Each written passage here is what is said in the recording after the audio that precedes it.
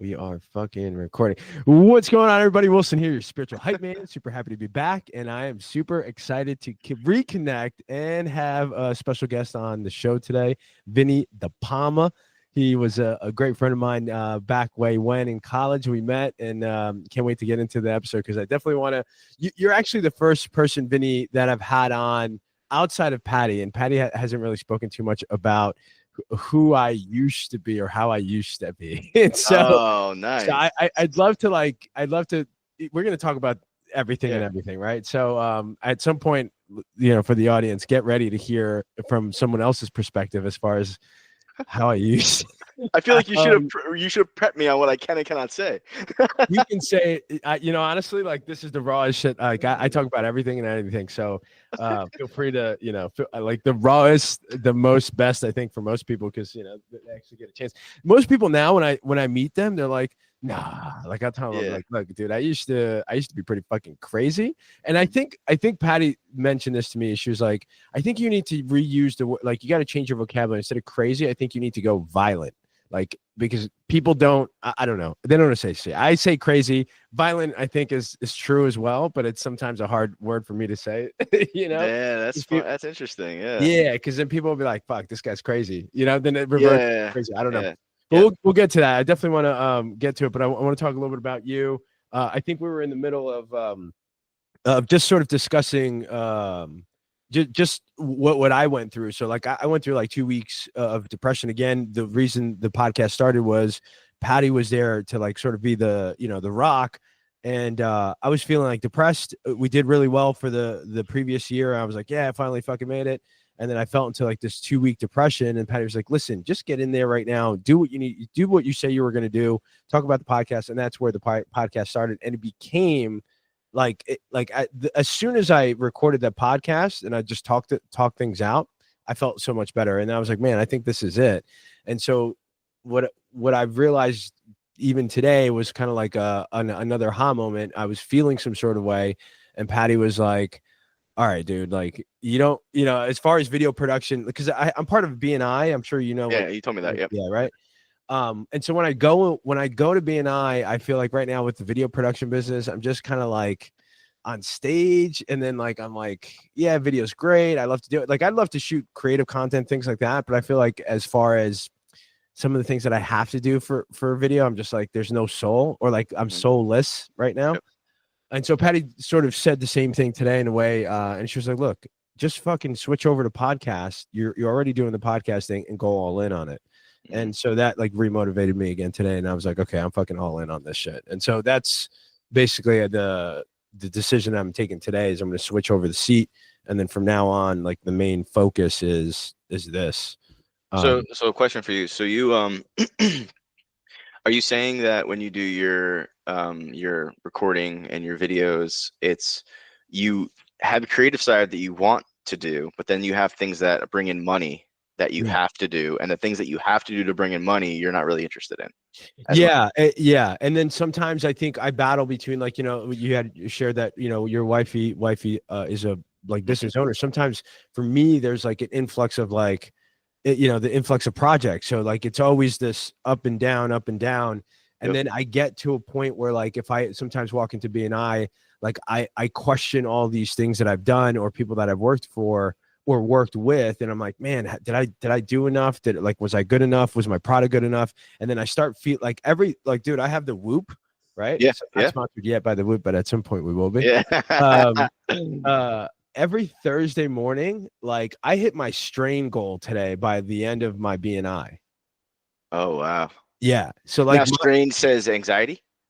Yeah, like my stress and my heart levels and my beats and everything in terms of like imagine going to work out for like 45 minutes to an hour and you hit like an 11-point strain. Like that happens to me by just going to BNI every Thursday morning. Wow. Do you find that it's specific people that go there and that cause that, or is it just you're in your head?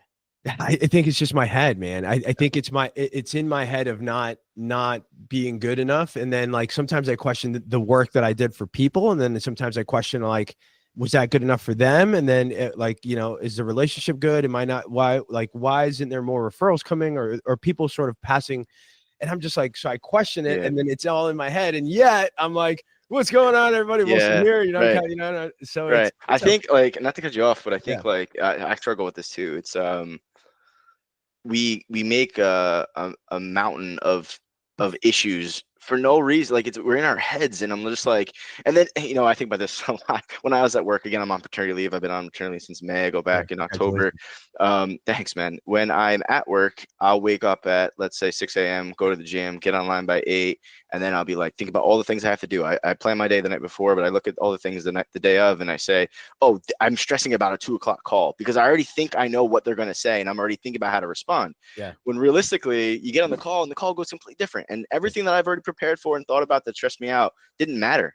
Right. And I'm just like, now you're going into the situation, you're saying, okay, well, like, did they like me enough? But like, really, the answer that someone should tell you is like, it doesn't matter. You did your best work for them. Yeah. You did the best you can do, and now let's move on from that. And if they want to come back to you, great. If not, you're on to the next one. But like, that's so hard because you're gonna dwell on those things, and I'm the same way. I'm right there with you. Yeah, I'm right there. That's hard, man. That's fucking struggle, bro. And I'm right there with you. Like, there's been times, like even yesterday, like and this is I think a good point is like what I'm working on now is capturing those moments, or like identifying those moments, and then working through it, like not just letting things happen, but like taking time to be like, okay, why did I feel this way?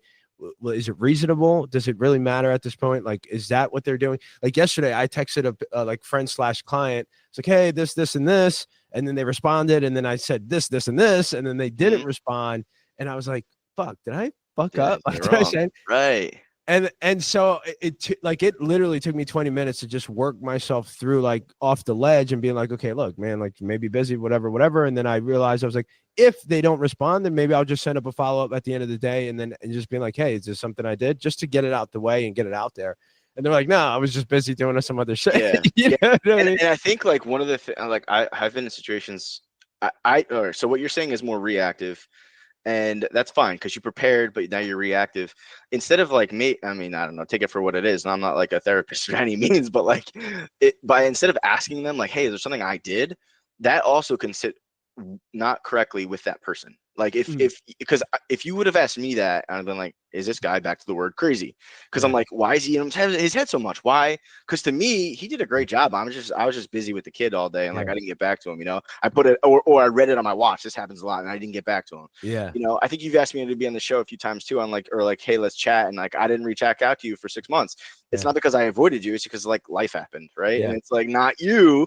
Like, and so maybe like when you approach them again, just be like, hey, like I want to talk about X, Y, and Z, and not like about like, hey, are you mad at me? It's like that doesn't matter in the grand scheme of things. Like if you spin it that way, I don't know, I feel like it would help more, like to get the next conversation instead of like a step in between, which is like, no, I'm not mad at you. Like, let's reconnect.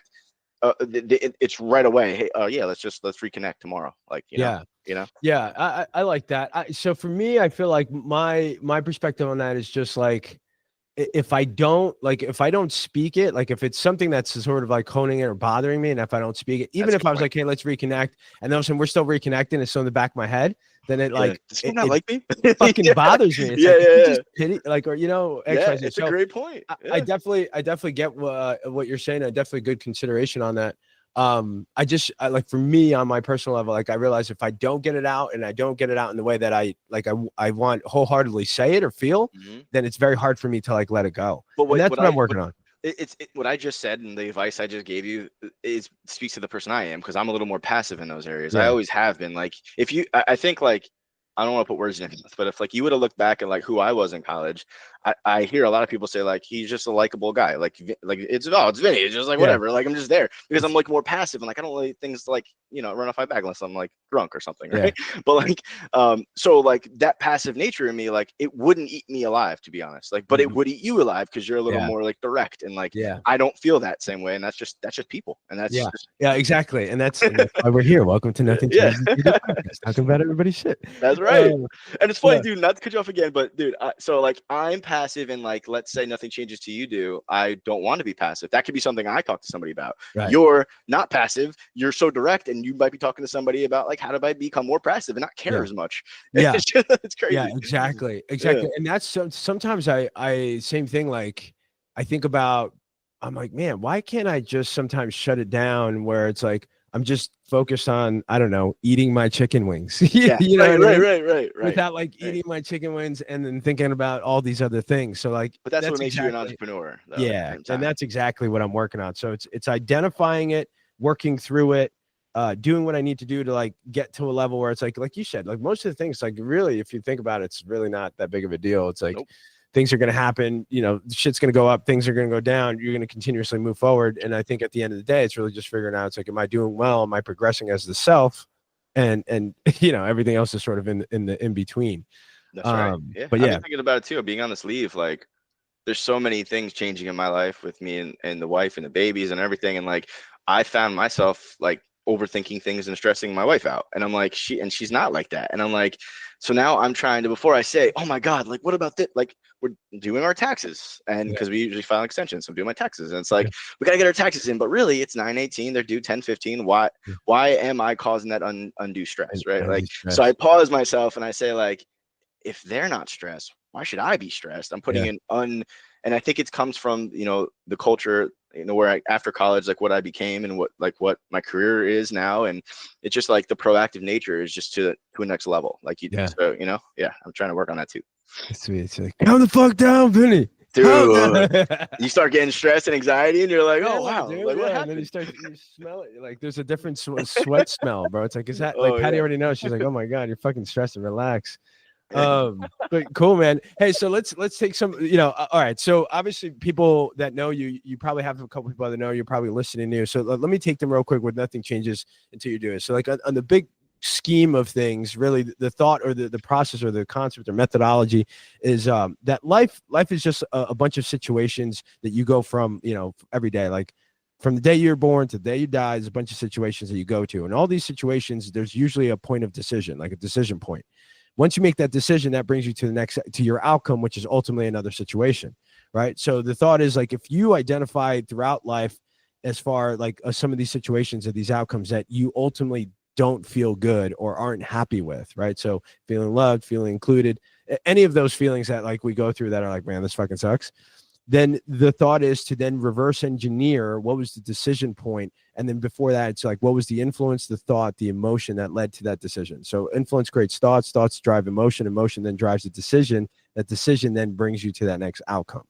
And so the concept is, hey, what are we not happy with in life? What are we working on changing? And let's go back and figure out what was the influence, what was the thought, what was the emotion, and how do I rewrite that for the next cyclical situation that usually happens, that we're like, okay, let me not do this time and do something different. Kind of like what we were talking about as far as like not freaking out or not thinking, you know, not overanalyzing, et cetera, et cetera. So that's a big concept, you know, as far as nothing changes until you do. And then we get obviously people on the show talking about the things they've gone through, and then really just what they're working on now, what they've changed, and then some of the modalities that they continue to use at the moment. So yeah, really good. I love it. I know. I remember when you first started, nothing changes till you do it. Years ago, I was still in college. Shirt and it's such a cool idea. Like, you know, and it definitely resonates well. I mean, it's really just talking about like everything you just said, but in my mind, it just resonates into like being proactive about your situation. And if you want to change, you're overweight. Okay, why are you overweight? What do you need to do to get not overweight? Like what? And like, it's not like I don't have any time. Like I wear this thing on my wrist all the time. I've worn it for 2 years now. It's do what most won't because some can't. Do what most won't because some can't. I wake up at 6 a.m. to go to the gym. Most won't do that. Right. But some people can even do that, right? Some people with, I don't know, disease or one leg, right? My father has one leg. Like he can't get up and go to the gym. So like do it for that. And like, that's the why. And like I feel like I always think about that. I'm like, oh, I'm tired. Like, what am I going to do? And it's like, well, so-and-so might not be tired, but they can't actually get to the gym. Yeah. So like, so I try to think about that too. And again, that was at a point in my life where like I was feeling lethargic or overweight or not motivated and kind of in the slump. And it's like, that's when I just say that to myself, it just worked for me. So yeah, dude, that's a big driver. Like even just thinking that, you know, I think connecting some people can, but they can't, like, you know, like, and holding that as your, I guess, influence, right? Because I would say that would be an influence, and then that creates a thought, and then drive your emotion to get up and go do it. Exactly. Yeah, that's right. Will you take me, like, so you mentioned like you were in a slump, like how long ago were you in that slump mentally? Oh man, it was 2021 or 2022. It was it was 2022. I think it was early 2022. It was right after my first daughter, I'd say. And it was just like really, like it just felt repetitive and it felt like stress. I was kind of getting to a different area of work and everything just felt like, one thing I talked to my wife about a lot recently is like, there's certain things that like you can't help, like hormonally or just mentally, and you feel like nothing you do will get you out of the slump. And like you're just like, what's the point even, right? And like if you start saying what's the point and feeling sorry for yourself, that's where I think like you get really in these deep holes. And you can't start slipping. And how do you get out of it? And then like, you know, you start yelling at yourself or yelling at other people or getting mad when you shouldn't be, and so at that point, I was just like, what's going on? So I started going to doctors, actually. I started going to like all these different doctors saying like what is going on? I went to a cardiologist, neurologist. I went to like all these doctors and they're all prescribing just different silly medicines, to be honest, like Adderall, whatever it was. And it was just actually increasing like the issues. And I'm just like, all right. So now I was like, okay, what is it? So I looked internally and I think it was really just confidence and like, and needing a hobby. Like I was always big into the gym and always big into fitness and working out. I stopped playing basketball at that point. I stopped lifting at that point. You know, a daughter, everyone was like, oh, you're tired because she's not sleeping. And it's like, well, she actually is sleeping. So like, what's my excuse now? You know, you use that excuse for so long. And then you're like, well, what do I got to do? And it's like, well, I just need something. So again, like I listen to Rogan a lot. And with him, it's like you just do something very hard in the morning, and like that's your hardest thing you do all day, and then nothing else the rest of the day matters. And again, when it may sound silly to some, but when I started going to the gym and starting to care about me again, the excuses like reduced, and like my motivation increased, and now I'm at the point, truthfully, where like I feel like I look and feel good, but I need to stop caring about the look and really like now I'm 37 years old, like start caring more about that. Don't tell anybody your age. You're gonna know my age. I'm sorry, man. Just like there's a point in your life where you're like, wow, I'm 37. It's like now I just gotta start just caring about like the feeling good part of it. And the mentality of it. That's all. And that brings me back to like, you know, the mental state of it. And so maybe a little tangent there, but that's actually like what brought me back and my hardship. It was really just mental at that point, you know. Yeah, and obviously with Rogan or anybody else that knows it or has done it, like when you feel, and that's something like I typically talk about too. It's like sometimes it's harder to get out of those moments by just thinking things through, right? Oh yeah. And if it's harder for you, it's like just force yourself to go do something physical. Yeah.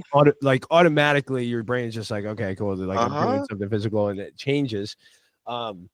Which is awesome that like your thing is going to the gym and you did that. And then so like did you was there an aha moment where you're like, this is the thing I need? I feel fucking amazing. I feel way better than I did yesterday. Like was there a moment for that, like when you were in the slump and then you sort of I started I think it was March of 23 now. And by April of 23, literally a month after that, I went like every day at like 6 a.m. Did you force yourself sometimes though? Oh yeah, I am a morning person, but it's still hard to get out of bed, especially like when it's still a little cold in the air and everything like that. So yeah, I definitely force myself. But like you said something perfect. You start thinking, right? And you start overthinking. When I was at the gym and in between sets and I was thinking about what I have to do that day, my thoughts were more clear. Before it was stress and panic, and now I'm at the gym and I'm like, okay, well, I gotta wait a minute and a half between the next set. Like, let me think of something. And like, I was thinking about things I could do for that day, and then I start writing them down in my notepad, and then emailing to myself when I get to work at 2 hours later or whatever it is. I'm ready and prepared to go.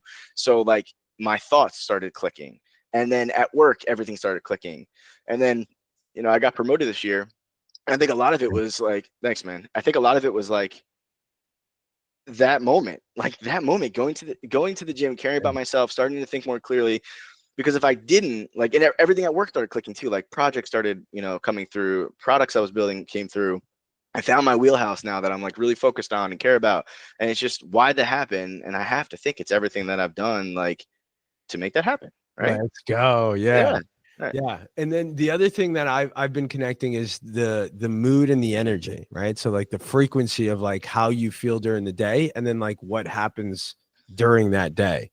Right. So the more I'm like when I'm down, there's nothing happening for me other than just me being down. Yeah. But if I like, I have this energy of like, dude, this is amazing. Like, just jumping on, I'm telling you, just jumping on this thing with you, I feel great. Yeah. Like this is where I fuck, this is like what drives me. So yeah, so it's, I definitely understand the whole, like, you got to do the thing that like makes you feel good, because then once you feel good, you're in this zone, or you got this energy, or this fucking frequency, that people Dude, pick up. and I challenge, like, my wife brought it up to me, like, I'm a better person when I do those things in the morning, and then the rest of the day, I challenge anyone that like works out maybe 3 days a week. How do you feel on those other 4 days? Like, do you feel good? And like, I feel, so I even made it to the point where, like, again, I know you work out, so I like buys and tries. Some people do it the same day, but like, I broke it out into 2 different days because I don't really care about the workout itself. I care about how it makes me feel getting up, going and lifting, and just doing something hard in the morning. I like you know what I mean? And then so I go every day as much as I can, and like maybe I take a day off on the weekend, but going and then being like, okay, like, I know that my day is already going to be better than it was when I didn't go. So like, 100%. I challenge people to actually like sit back and be like, oh, did I have an argument that day with somebody? Like, I didn't go to the gym. Oh, right. Love it. No, I love it. Yeah. So I definitely, and then I guess the days that you force yourself, right? Like, take me through, because obviously we've all gone through that, but like, take me through, like, how do you fire yourself to be like, all right, bitch, get up and go? Like, what's that thought process? Is it that? Dude, I literally, I'm a weirdo though. Like, my wife, when she first met me, I used to play like a song, like a motivating song when I woke up. That was my alarm clock. And like, that's great. I just find little tricks like that, but I'll literally like be like struggling, roll over and look at this and be like, all right, come on. And then just go. Like, maybe that's not everyone. And I don't think it is. I know it's not, but that's what works for me, because this is why I think it's important that I need to go. Yeah, and I think you said it too. It's different for like just like life is different for everyone. I think though there's something that is always going to drive you or push you, whether it's a saying or a song or journaling. Like, there's these modalities that are good for like the human, but I feel like each person needs to figure out exactly what that is for them, that then continue. Exactly, and it can take a lifetime. I think some people really struggle with that. Like, what I was talking to somebody rather recently, I'm not going to name anybody, but like, I get annoying sometimes. I'm sure to most of my friends, if anyone hears this, but like, I'll send pictures of my food, or I'll be like, oh, I worked out and I broke whatever 265, whatever, on the bench, and like, I'll send it, and then they'll like be like, that's great, or like, I don't care, and like, I try to put myself in their position, because I'm like, why are they saying that? But like, it's just, they haven't found that thing yet that makes them go. And I'm like, I have 2 kids. Like, I want to be here for them. I want to be there for my wife. I want to be there for the long term. Like, why don't you have 2 kids? Why didn't you care about that? And it's like, they just don't. And they haven't found it yet. And maybe they feel great. Those people, I don't know. I'm not in their head. So like, I don't want to, I also, like, that's why I have not thought about being like an influencer. Because to me, I think influencers, like, you're pushing this thing on people that might not be ready for it. It's just like, I don't know. Did you see the Charlie Sheen documentary yet on Netflix? No. You got to watch it. It's really good. But one of the things is, like, he has an intervention. And it doesn't work, right? And why don't they work? It's because the people that they're not ready to change. Like, and they don't know their why. They don't care about it yet. So like, me or anybody being an influencer for those specific people, if they don't care, they're not going to change. So they need to find out their why. And I know it's cliche to say and think about, but it's true. They need to know why they care. Like, why do you want to continue doing, like, living life and then finding these feelings of like happiness, like being included and loved? Like, right. And like, who the hell wants to be stressed all the time? Like, and those people probably are. And I get stressed still too. I'm sure a lot of people do. But you just, like, the hardest thing you did was in that morning time. So just get through it. Don't overthink it.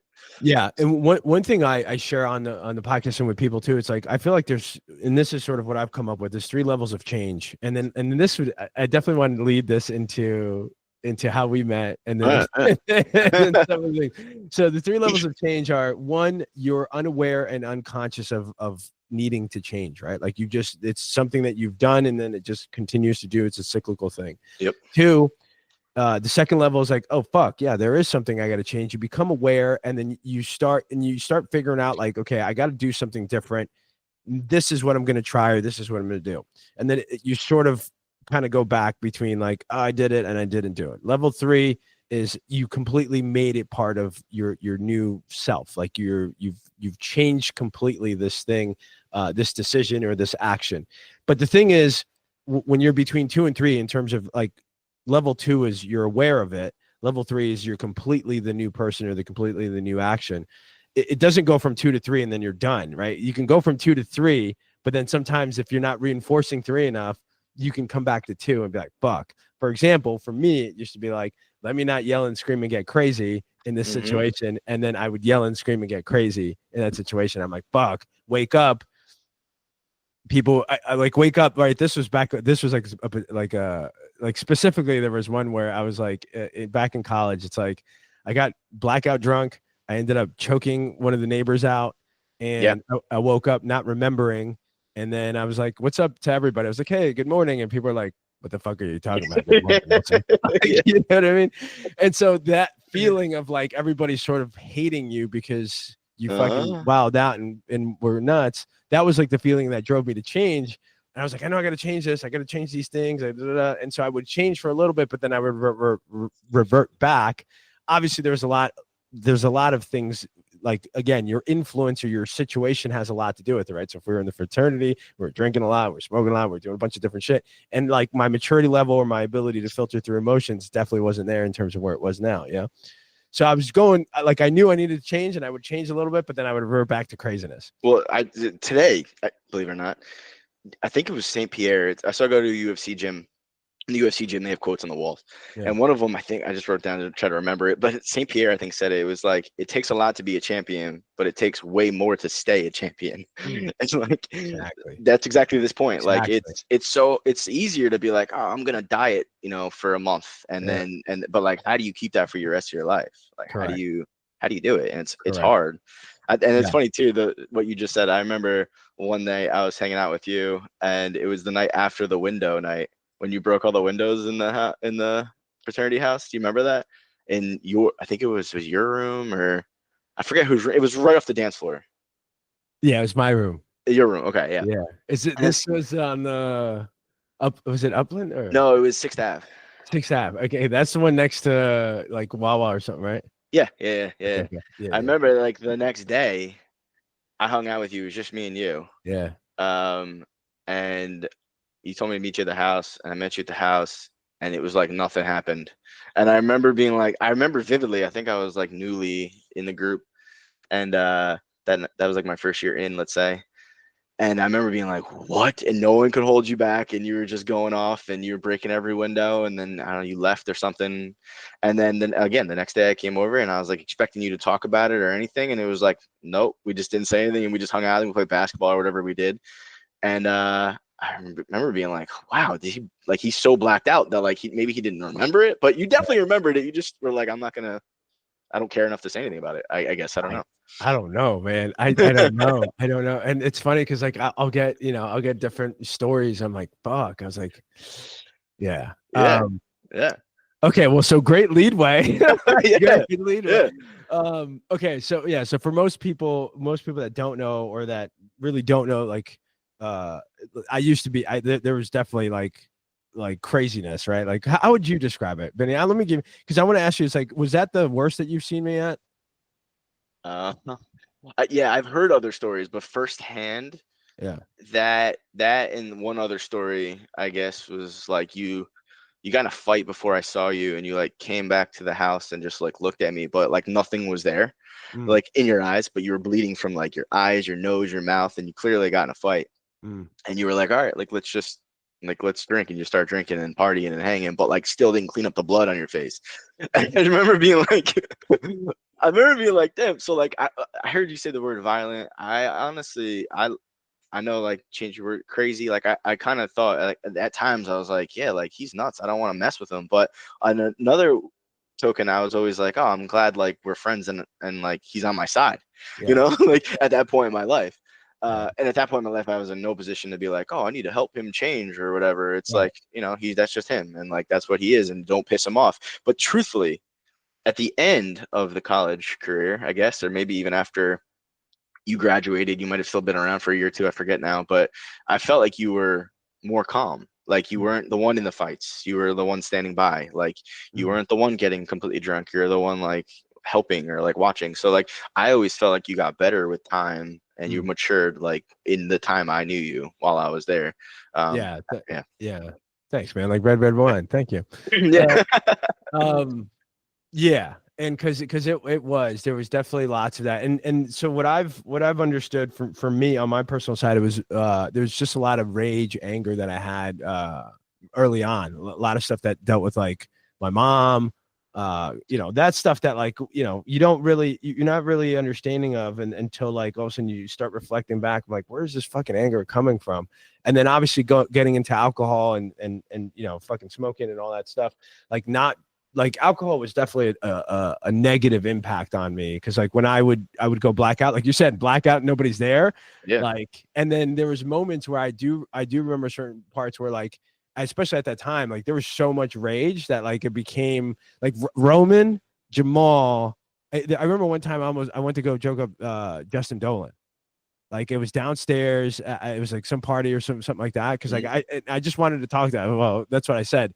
I remember that. I remember you saying. No, I don't remember that moment, but I remember you used to say, maybe it was that moment, I just want to talk. I just want to talk, and people holding you back. I like remember that. Yeah. Dude, and Roman and Jamal, and there was like three. Who else was? Some of the big guys though. They're the Vinny, Eric. The big guy. They just couldn't hold me back. Like there was no. So I was like on this fucking high of rage and stuff like that, which was fine, but not fine, but that was definitely what, and then waking up. So I had so many days that I would wake up and remember and then have, or not remember, but then still know the feeling of people being mad at me or being like, this motherfucker. And that was really my driver of like, okay, I got to fucking fix this. And it took me a while, Vinny. It took me very, very long time. Like, even let's say 10 years ago, like when I first had a relationship with Patty, like there was like the first 4 years where I was still very like crazy violent sometimes, like, and I needed to, same thing. It was like, and it was again, Patty, like coming back to Patty, it was like, I started feeling like there was a loss happening. Like I started losing her. Like there was like a misconnection. I was like, fuck, this is not what I want again. And then that was like my ultimate driver to like start switching things and then doing things. So I think the hardest part, and not to cut you off just on that point though, is like people like you a lot. Like people like to be around you when you're not like that, like a lot, right? And I think you can sense that too. Like you are a leader, people like to be around you. But then it gets to a point where like even in college, like I looked up to you, like I'm sure a lot of people did, and then it's like, well, he just went off crazy trying to fight everyone or get murdered, and then you're like, why do I want to look up to this guy anymore? He's crazy, you know what I mean? But it's like, then the next day you're fine again. You're like, oh, all right, maybe it was just one time, and then that one time turns into 2 times, into 3 times, and you're like, oh cyclical. Shit. Yeah, cyclical shit. I'm saying the cyclical shit until like that feeling is more than that other feeling that you do when you were fucking, when you fucked up. So like, I think Jay, the guy Jay, he said it something like that with like, listening to Jay and Dr. Dispenza, all these guys too. They're like, it has to hurt enough for you to like actually make that change. And that's what it took me. It took me like a long, long time to feel that way, to then actually make these fucking changes, which is crazy. So like in again, Charlie Sheen, because I feel like it's kind of relevant. You definitely should watch it. There's a point where he was like, all right, I'm going to put down the hard drugs. I'm just going to drink, but drinking completely changed his life. And then one part of the documentary, he says that like his daughter was like, hey, I need a ride to dance or whatever it was. And he's like, okay. And he has to call his buddy because he's in the bag. He's already drunk and he doesn't want to drive drunk. So he calls his buddy. His buddy drives. He sits in the passenger seat. He's like, I remember looking back at her and she's like, why do I need this other guy when like you could have driven me? And she doesn't know that he's in the bag, or maybe she does. But like that was his reason to stop. And it's like, you gotta be, it's almost like be so low. And in life, hopefully it's not the lowest in jail or like in rehab, right? But it's like you got to be so low and feel like such like a piece of shit, in my opinion, that like you're like, all right, like enough is enough. Like, and if it's drinking, then you got to stop drinking. And if it's like what is that thing, right? But you definitely got to start taking away the things that like are immediate, like positive, like can reinforce some sort of positivity. So like, you take away the drugs, you take away the alcohol, immediately you're going to be a much better person. Then you have like the ability to really think about the things that like you can start working on to like mentally start helping yourself, because if you're mentally not right, like it's the same, whether you're mentally right, mentally wrong, like, and you start drinking, there's going to be things that come and creep out when you're blacked out and you don't, oh my God. Dude. Yeah. And like now, like, so when I met my wife, she lived 3 hours away. So I made the decision to move up to her. And what that decision meant is that like I moved away from all my friends and family, really. And like whether I think it's right or wrong, like I do miss a lot of them, and we don't hang out as much, but at the same time, like maybe it was a good thing because I like I was able to focus only on like work, and like now maybe a little boring, but at the same time, like now it's like I have my priorities straight. I know what I got to do, and I do them, and it's because if I don't have that outside influence, I still drink, and one of the things I hate is like I don't know if you feel this way, but if I had a drinking problem, I hate like my dad actually does have a drinking problem, and like so he can't even look at alcohol. But like I hate that power over me. So like I hope I don't ever get to a point where like I can't even look at a bottle of alcohol because I want to, I hate that power over me, or even like down to like prescription drugs. Like you have the power over you, like you have to like take them. And so I hate that power, but you have to sometimes. I mean, if you have that like no tolerance, you have to do it. You have to hope nothing sparks it. Yeah, exactly. Yeah, I've gone, dude. Like, do you remember my drink of choice? Jack Daniels. Jack Daniels. My God, that thing would turn anybody angry, though. Oh my God, bro. Oh my God, bottles, right? Bottles. Yeah, bottles, fucking bottles, dude. Yeah, I don't drink any of that anymore. No hard liquor. You used to drink? I drink like a wine here and there. Maybe I'll have like a Manhattan, one or two. Like my limit's really two. Like after two, I'm just like, all right, I'm good, thanks. Yeah. Especially too because of the body, like the health wise, like after any more than that, like I feel like the recovery is always slower, and I'm like, I don't even feel like feeling that way. There is different. I don't know if you're listening to Andrew Huberman. Yeah. So like he had a podcast that I listened to one time. It was like there's certain people that I have a lot of friends. They know who they are if they hear this, but they'll drink alcohol and they get hyper, or they get like more like party, and like I used to, but now it just kind of makes me like drowsy, right? And I'm like, sleep. Yeah, I'm just trying to go to bed, so I'll have a drink to go to sleep, which sounds not great either, but that's what I'll do. And it's like, but like you might have a thing where like alcohol makes you hyper or turns you into somebody else or something else, and it's like. Just gotta find that thing.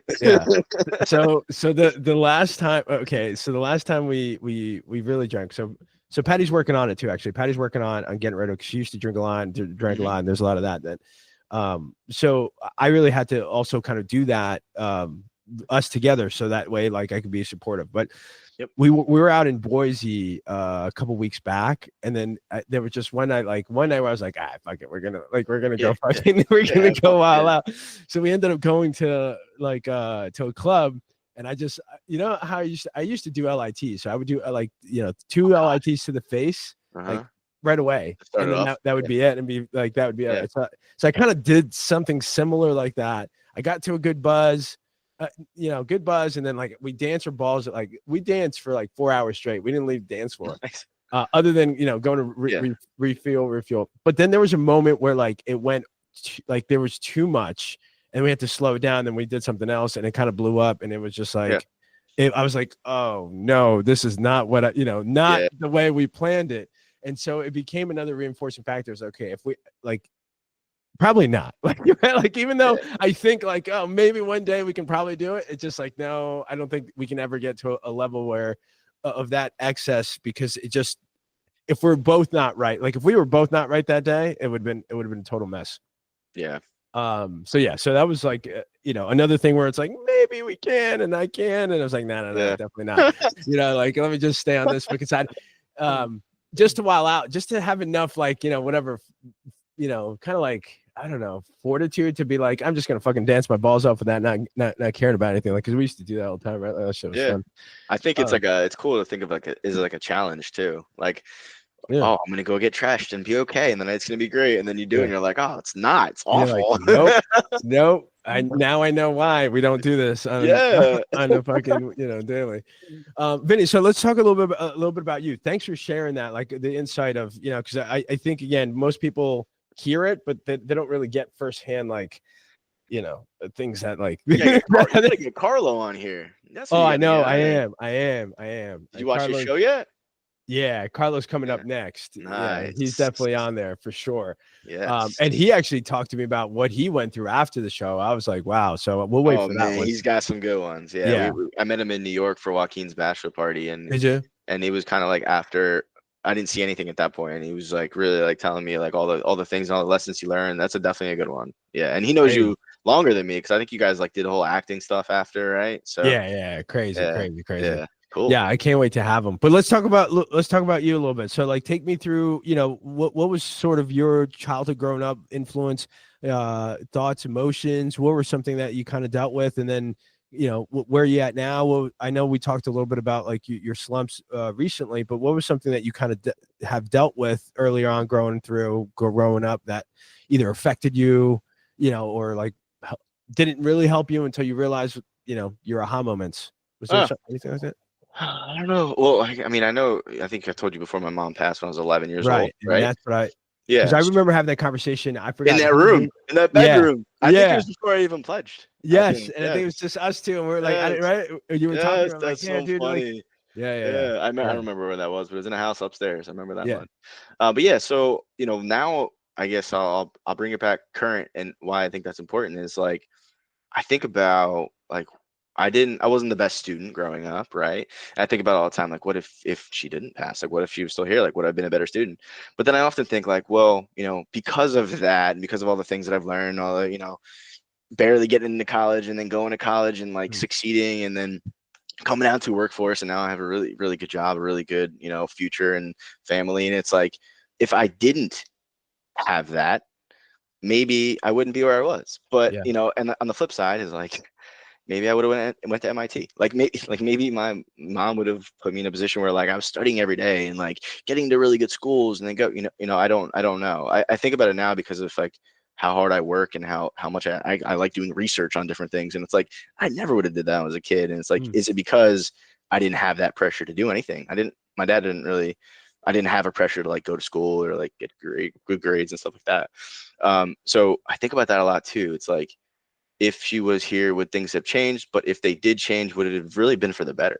And like, no, because everything's going really great right now. So like, why, and it's because I had those hard times. Like a lot of people still have both their parents. A lot of people still have a lot of people close to them. They haven't really went through anything like major like that, and because I did, maybe that is why it made me harder to get through some of the more challenging things and become who I am. Right. So it's you don't want to feel bad for yourself and you don't want to like think about those things really because you don't know what could have changed. And again, maybe I would have rebelled and maybe I would have been like, oh, this sucks, and like not got into trouble and went to jail. Like you don't really know what would have happened. So butterfly effect shit. Yeah, man, you don't know. So I think it worked out for the best. But I think about that often now that I'm older. Vinny, how old are you when you lost your mom? 11. 11. Yeah. Damn. So you grew up like you had memories, and then at 11, did she what did she pass from? Blood clot went to her lungs, so she didn't breathe basically. Oh, and like a lot of her, so my cousins, I don't think you know them. Carla knows all of them, but she was a sibling of 5. So she had 4 other brothers and sisters, and all of them started passing like within years or 2 after, and majority of blood clots or, heart attacks or whatever the case may be. But yeah, it was like a family thing. So it was kind of like all and everything. Like my house was the party house growing up, right? So like everything kind of changed from there. And my brothers are 10 years. I have a 47-year-old brother, so he's 10 years older than me, and then a 50-year-old brother. So they were kind of already out of the house at that point. So it's kind of like not on my own, but pretty much on my own. Yeah. So I grew up pretty quick. Yeah.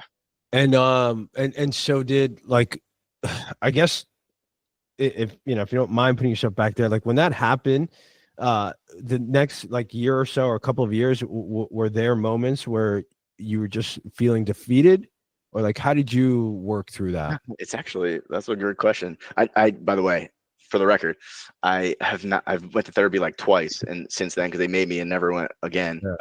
So I don't really talk about it much, but yeah, no, I don't mind. I feel like I kind of just ignored it, which good or bad. I know that I have a lot of people that are always like, you need to talk about it to like get it off your chest. But at that moment, I just ignored everything and just kind of went on. I ran with not the best crowds for a while.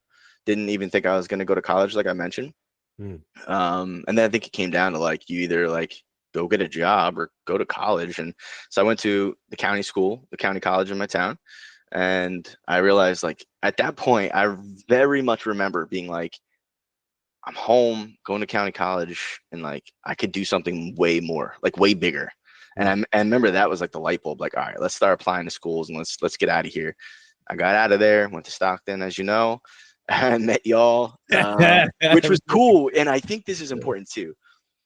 joining you guys in the fraternity, like that fraternity, hanging out with those guys, they were like me. Like I felt like a lot of people, like they were like, I could have joined another one, which was like more of maybe who, I don't know, I should have been, but like us, we were all kind of like a little bit of misfits, I feel like, but like we had like, everyone had like good head on their shoulders, and like everyone was able to do it. And now if you look back on all of us, like we're all doing something, right? And it's like, but that was a great progression into the college world for me, and like be able to like be like, all right, you might feel like you're messing up in life, but really all these other guys are too. And it's like, but we're all still striving and getting there. And then you look at junior year, you're like, oh wait, like we're all gonna go get jobs and go do great things. You know, it's like. Yeah, it's a valid point, man. I think community is huge, right? Support, like when you find your homies or your tribes or your people that like support you, even if you're sort of fucking up at the same time. Right. But you got people to kind of take you by the hand or just by the shoulder and be like, dude, you're good. Like just keep on it. I think that's super important. And you always did too. Like a little, like maybe even if you didn't feel like it, but I remember oftentimes like you'd be wilding out or whatever, and then someone would like Roman and Jamal, they'd grab you and throw you in a car or take you home, and then like from there you're on your own. But like at that point you're like they got you out of there. If you didn't have that support system, what would it have turned into? Yeah, right? Like with a lot of people don't. Correct. Yeah. Shout out to those guys. Dude, I haven't spoken to Roman in forever. I was just texting him yesterday. We're in a fantasy chat. So that's enough. Like that's the fantasy stuff. Like he keeps you around with all the guys. Jamal, I'm gonna lead with him and Gerard. Dude. Yeah. Tell everybody so what's up, man. I think with Roman too. I think that like we have really close relationship, and that kind of like I think after so many things, it's kind of like Phil too. Phil, like it's. I talked to him in a little bit, but I heard him move to Florida. I heard. Yeah, that's what I'm saying. You moved to Florida. I haven't fucking seen him. And you're in Florida, right? Yeah, and I think it's just because, like, again, I think I don't know. Actually, I probably should ask them. Right? I should just be direct. Be you. Yeah, go ask him. Yeah, hit him up. Yeah, and then I guess real quick, were there moments that, like you broke down, or it was just complete ignoring what happened? I definitely have broken down, but little the silly moments kind of get you more than anything else, I'm trying to think of like an actual moment. I remember getting in trouble my first year at Stockton. I think you might remember with the whole street sign incident. Oh yeah. I remember going nuts. I remember going home and being like, oh no, like I am in deep crap, and just being like what have I done? And like that's a little later, because truthfully, and maybe this is a bad thing, I still kind of blacked out from like 11 to like 16. Like that whole period. I remember playing a lot of outside sports. I remember having a lot of friends. I remember hanging out and hanging with everybody and going to school. And I wrestled. I played soccer and basketball, but like it just kind of coasted. Like I don't have like very concrete moments, and I still have some of the best friends from that time, but I don't really remember much of it. It really is a blur, to be honest, as sad as that might sound. But I just, it was like, I got to get through. I got to get out and like make something of myself. I feel like maybe in those moments you didn't even want to like touch it. Like you didn't even want, right? Because like you're like, I need to go do this, or I need to go get out of it. Yeah, when you don't have structure, I find. So like now I'm a parent, and I think about like, do I give too much structure? Do I give a little? Because I know I didn't have any, and I worked out well. But I also feel like I kind of was like craving that, a big thing was like both my brothers, like I kind of always wanted to like make them proud. That helped. If I didn't have them, then maybe I would have been like completely off the rails. But like I've always been like, when I talk to them, I want to be like, oh yeah, I'm doing pretty good, because of X, Y, and Z. So that really helped too, being that older than me, that much older, having them around would have been better. But I think you just find like things, and I'm a self-motivated person, so that helps. But those people that aren't self-motivated, like, what do you do? Like, I don't know.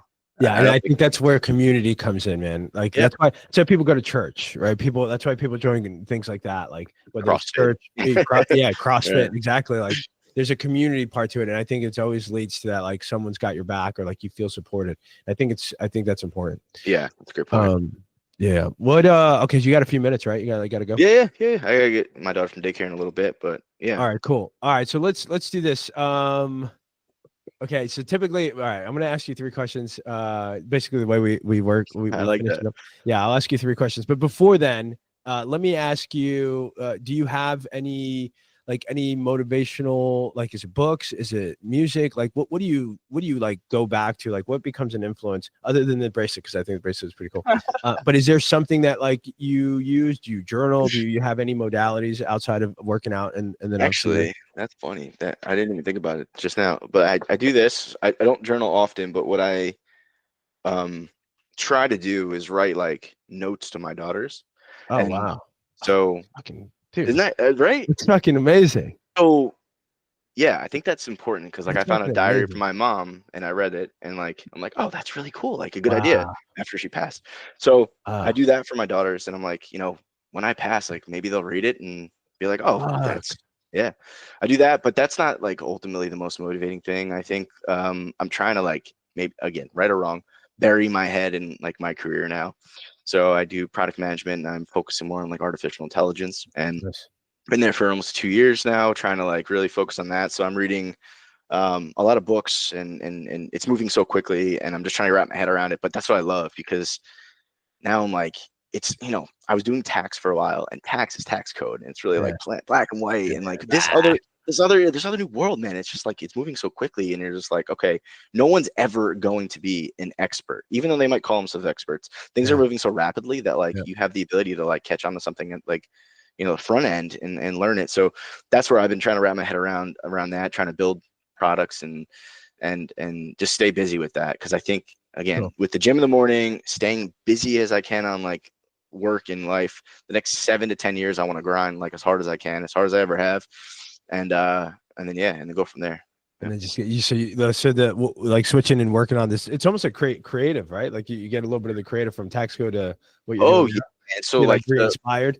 The product, I'm definitely really inspired. When I moved into technology, it was like another world, and it was like so inspiring. And the product management is basically that. It's like you, Wilson, come to me with a problem, and just think about like from a tax perspective. But you come to me with a problem, and like I need this platform, and I need a user interface, and I need it to be like the right design, so that and I'm in the financial services, so banks and corporations, they come to me and they say, hey, like I'm not getting enough interaction on my webpage. Like, how do I make this more interactive? And then you design it up and you map it out. And so it's like you're being creative.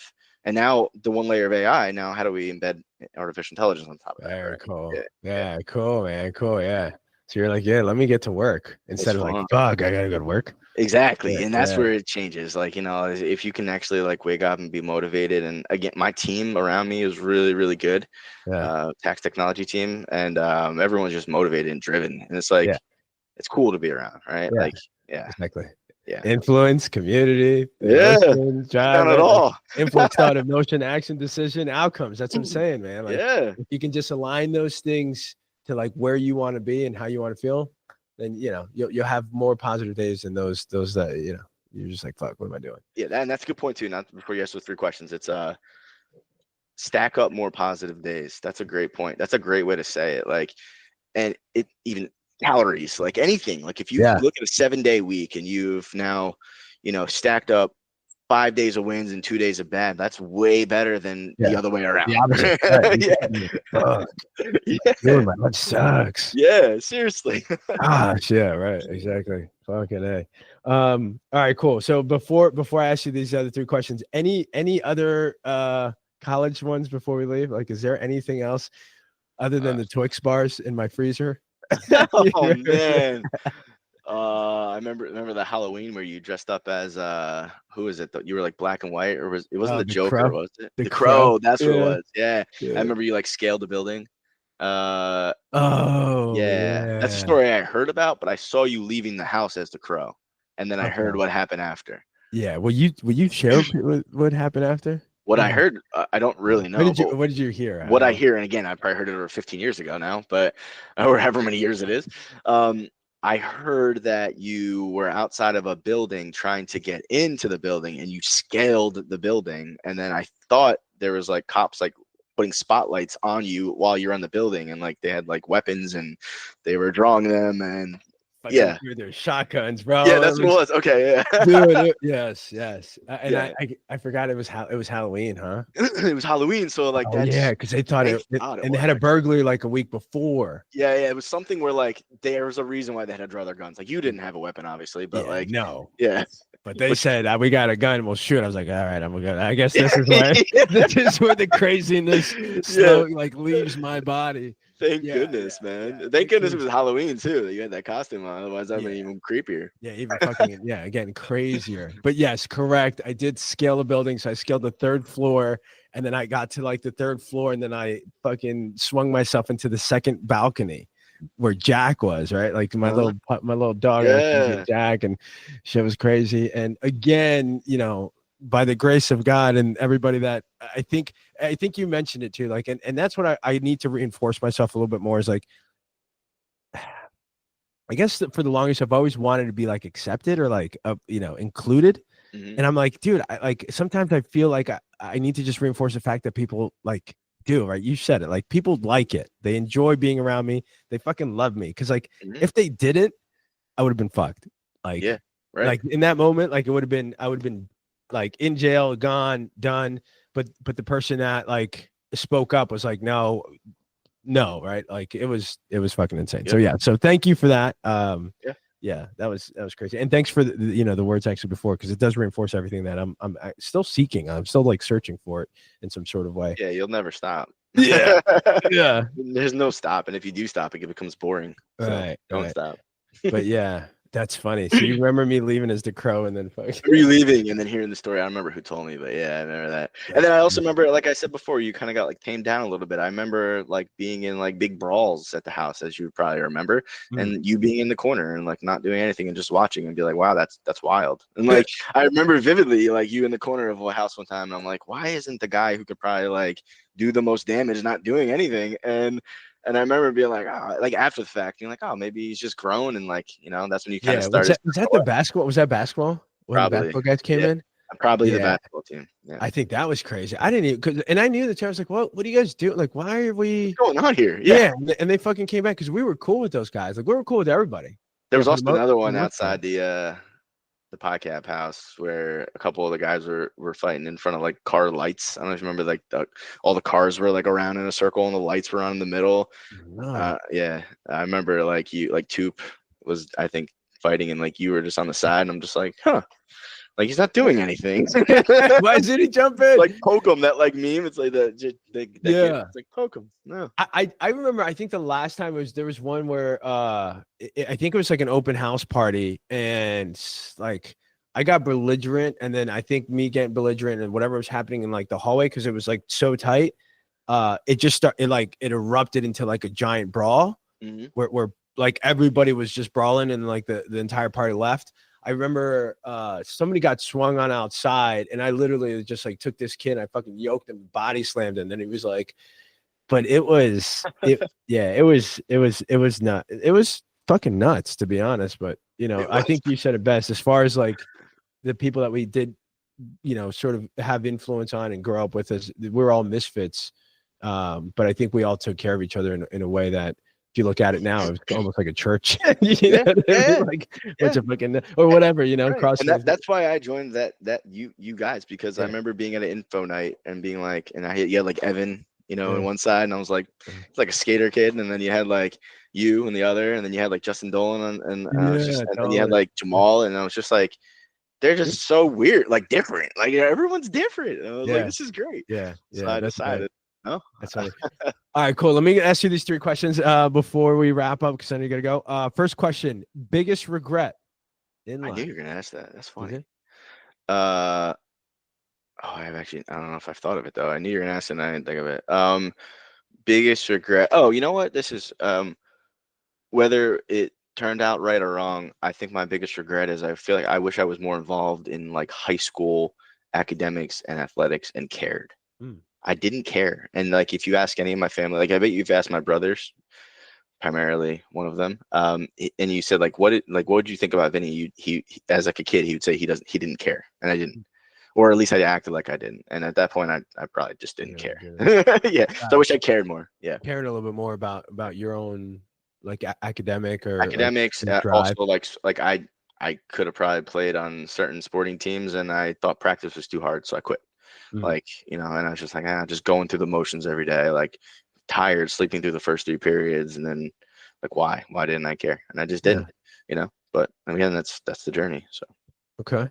Yep. All right, awesome. What about, okay, so the second question would be, okay, what's your biggest what's your biggest triumph? Like what are you biggest, what are you proud of the most outside of family and kids? Because I know that's an easy one to go to. It's an easy one to go to. No, of I course, was like, my kids, my congratulations kids, on the my kids. kids. Yeah. Yeah. Biggest, I think, being able to kind of defy odds and be as successful as I feel like I am, like, because I think you would ask others from maybe even college, like, and they'd be like, how is he doing that? Like, but you don't really know me, right? Like, because I for a long time didn't really know me either. So Right. I think that's probably the biggest one. Like, good, dude. It's good to be proud of. Round of applause yeah. for video. Round of applause. Be proud of that shit, bro. Yeah. That's good. No, I'm gonna say, I always like just knowing you as like the self, the human. There's no question. There's Thanks. like, to me, there'd be no question, bro. No question that you're at a place where you're at, or success, and even more that you guys are gonna have, and the fact that you're gonna be able to transpire like your lessons of life to your next kin. It's a beautiful thing. Like, you know what's interesting though, not to cut you off again for the 15th time, but what you just said, what you just said, I've always felt like, and I think I've always felt like I had a chip on my shoulder to like prove them wrong. But like, really, people might have thought of me the way you're thinking. Like, I don't really know, and I don't care, and I don't want to think that way, because I always want to feel like I need to have something to prove to like get to the next level. Because if once I stop and be like, oh well, they expected me to be successful, like, I don't know if I'll have this drive anymore. Damn. I wonder if that's my issue. Maybe that's my issue. Just don't let them win. Right. Keep that up. I had a lot of that, but then I like, once I lost the anger, like, I felt like my drive sort of was mixed with that. You know what I mean? That's my anger came from like, I'm gonna fucking show everyone. Yeah. But it's not anger. You gotta flip that to motivation. You gotta flip that to like, you gotta filter productive. You gotta filter it. You gotta seep it through this fucking cloth of like filtering it, and like, one is motivation and one is anger. And it can't just be show them, because it's also gotta be like, you gotta do it for yourself too, which I do battle with sometimes. Sometimes I'm like, don't tell so and so you got promoted or something, because you know you got promoted. It's good enough for you, but it's like, you also want to brag a little bit sometimes. So like, be like, oh, I did this, but like, you gotta find that line.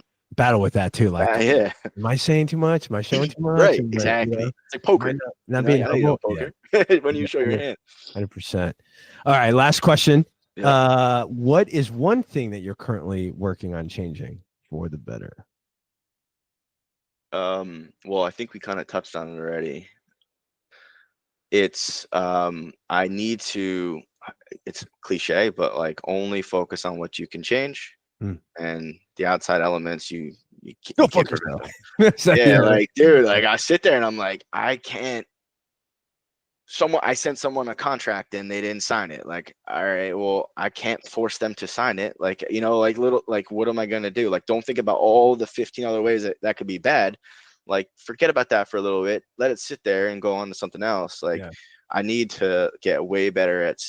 I think being proactive is important. I actually don't like procrastination, and I actually, people that procrastinate kind of annoy me, to be quite honest.